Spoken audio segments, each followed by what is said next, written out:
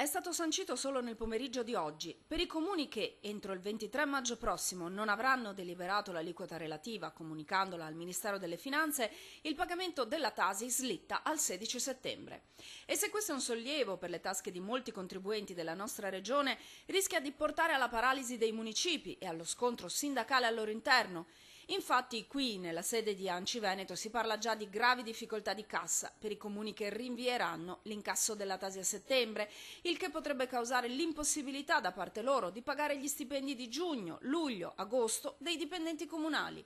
Una situazione che costringerà il governo a dare un anticipo dei contributi. Non è un gravissimo problema se appunto c'è questo anticipo di cassa. Se invece non c'è?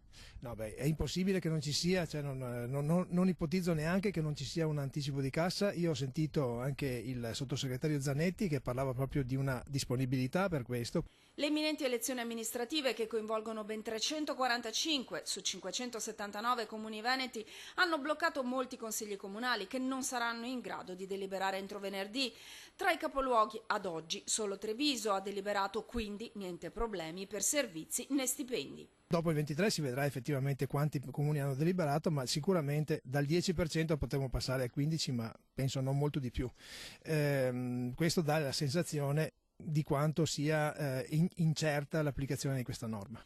Insomma, l'ennesimo pasticcio non farà che rinviare soltanto l'ennesima batosta che attende i cittadini, mentre all'incirca il 90% dei comuni si vedrà ulteriormente complicare la vita per una tassa, la Tasi, che suscita simpatie generalizzate, almeno quanto la sorella, l'IMU.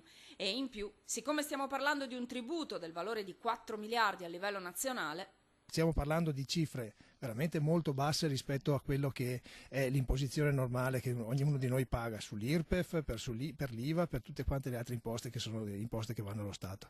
Ecco, stiamo parlando di veramente tantissimo di poco.